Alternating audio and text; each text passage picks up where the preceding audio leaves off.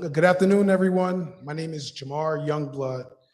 Last week, I attended a conference at the United Nations where different countries came together to discuss housing insecurity. Basically everyone shared the same concern. Financialization is reshaping our world. And let me explain. There's a group of professionals out there called asset managers, and their job is to manage money for the wealthy. In the 1970s, they controlled about $1 trillion dollars and only invested in stocks, bonds, and other financial assets. But today, they control over $100 trillion dollars. And with so much money to invest, they begin buying physical assets like homes, energy infrastructure, and other physical property.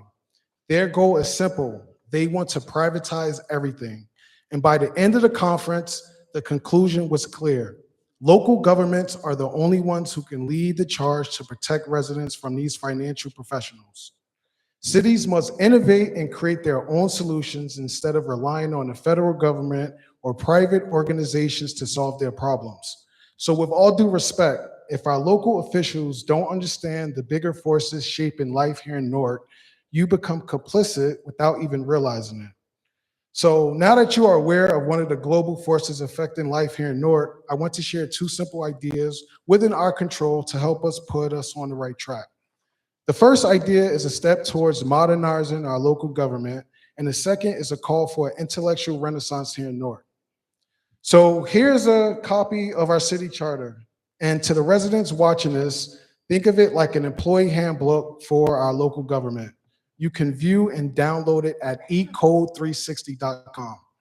In our charter, the word may appears way too often. Example, Title 40, Chapter 69A, Section 37 of our charter says the council may investigate city departments. This means council members are not required to hold city employees or agencies accountable simply because the charter uses the word may. In Portland, Oregon, they updated their charter to replace may with shall. This small change made monitoring and oversight a duty, not a choice. So we shall do the same thing here in Newark, because when we think of the lead water crisis from last decade, nothing in our charter required the council to investigate or act quickly. Instead, Newark residents had to rely on the federal government to protect us when that should have been handled by our council members. Lastly, while campaigning, I'm meeting so many intelligent Norkers who see the problems we have in our city, but they stay quiet because they fear losing access. This culture reminds me of what is currently happening in the White House, where people know the causes of our problems but decide to stay silent to protect their positions. We need a new culture in City Hall that focuses on solving problems and innovating, not just holding on to power.